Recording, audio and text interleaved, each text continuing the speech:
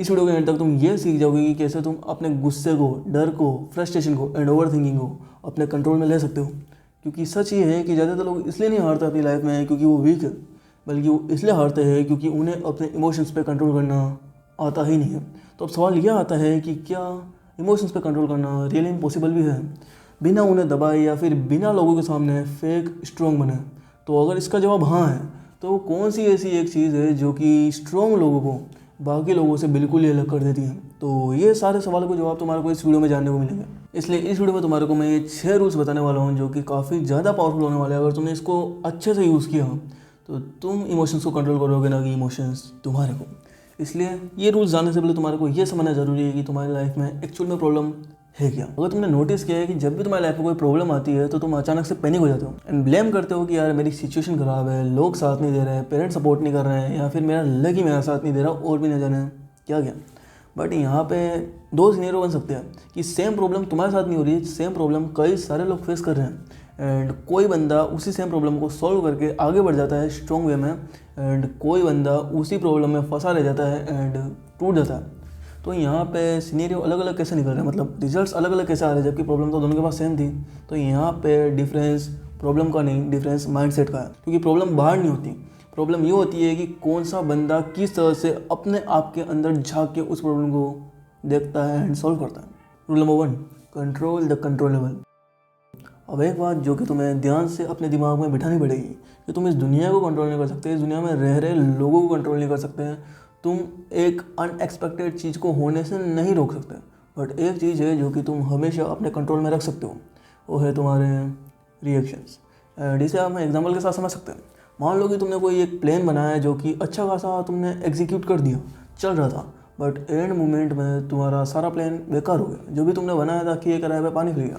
तो अब यहाँ पे तुम्हारे पास ये दो ऑप्शन होते हैं, या तो पहला, या तो तुम गुस्सा करो, विक्टिम कार्ड प्ले करो एंड ब्लेम करो वो चीज़ों को जो कि तुम्हें नहीं करना चाहिए था, या फिर सेकंड ऑप्शन, जो भी हुआ एक्सेप्ट करो एंड आगे बढ़ो। एंड स्ट्रॉन्ग लोग हमेशा इस सेकंड ऑप्शन को चूज़ करते हैं, वो अपना डायरेक्शन को एडजस्ट करते हैं एंड आगे बढ़ते हैं। अगर तुम्हारी लाइफ में कुछ भी गलत हो रहा है तो अपने आप से सिर्फ ये एक सवाल पूछो कि क्या जो भी अभी मेरी लाइफ में ये गलत हो रहा है, जो भी प्रॉब्लम्स आ रही है, क्या ये मेरे कंट्रोल में है। अगर कंट्रोल में है तो हाँ ओके, कर सकते हो तुम कंट्रोल में। बट अगर कंट्रोल में नहीं है तो इस पर एनर्जी वेस्ट करना तुम्हारे लिए सबसे बड़ी वीकनेस हो सकती है। रूल नंबर 2, आज की दुनिया में ज़्यादातर लोग इस रूल को इग्नोर कर देते हैं क्योंकि उन्होंने इस रूल को कभी पहचाना ही नहीं, एंड वो अब लोगों की नज़रों में धीरे धीरे धीरे धीरे वीक बनते जा रहे हैं। एग्जाम्पल से समझते हैं कि मैसेज आया तुरंत रिप्लाई चाहिए, कमेंट आया तुरंत रिप्लाई चाहिए, एंड किसी ने इंसल्ट कर दी तो तुरंत रिएक्ट कर देते हैं। लेकिन रियलिटी ये है कि इंस्टेंट रिएक्शन तुम्हारी स्ट्रेंथ को शो नहीं करता है, बल्कि फास्ट रिएक्शन तुम्हारी वीक साइड को एक्सपोज कर देता है लोगों के सामने। तो अब सवाल यह आता है कि स्ट्रॉन्ग लोगों के पास ऐसी तो क्या पावर होती है कि वो रिएक्ट करते ही नहीं है लोगों के सामने, क्योंकि उनके वो पता होता है कि ह्यूमन साइकोलॉजी किस तरह से काम करती है। क्योंकि रिएक्शन मिलने पे हमारे पास से पावर सामने वाले के हाथ में चली जाती है एंड वो हमें जिस तरह से चाहे वैसे कंट्रोल कर सकता है। इसलिए स्ट्रॉन्ग लोग हमेशा काम होते हैं, एक पोज देते हैं, वो भी बिना कोई रिएक्ट के, क्योंकि एक पोज तुम्हारे को वो क्लियरिटी दे सकता है जो कि एंगर तुम्हें कभी नहीं देगा। इसलिए रिएक्शन देने से पहले खुद को एक सेकंड दो, क्योंकि कंट्रोल वही रखता है जिसके हाथ में खुद का कंट्रोल हो। Rule number 3, emotions not equals to decision.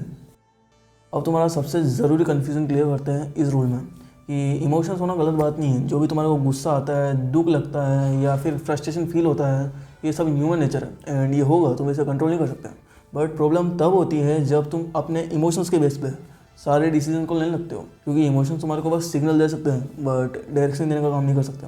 And अगर तुम अपने सारे डिसीजंस को इमोशनल होकर लेते हो तो ये तुम्हारे लिए आगे जाके काफ़ी बड़ा रिग्रेट का कारण बन सकता है, क्योंकि स्ट्रॉन्ग लोग हमेशा इमोशंस को बस फील करते हैं, उसके बेस पे डिसीजन नहीं लेते हैं। Rule number 4, long term lens. And अब यहाँ पे तुम्हारे को अपने आप से एक ब्रूटल सवाल पूछना है। सवाल ये है कि अभी भी तुम अपनी लाइफ में जितनी प्रॉब्लम को फेस कर रहे हो, क्या वो प्रॉब्लम आने वाले टाइम पे एग्जिस्ट भी करेगी तुम्हारी लाइफ में? वो टाइम हो सकता है महीना भर हो, साल 2 साल बाद, पूछो क्या एग्जिस्ट करेगी?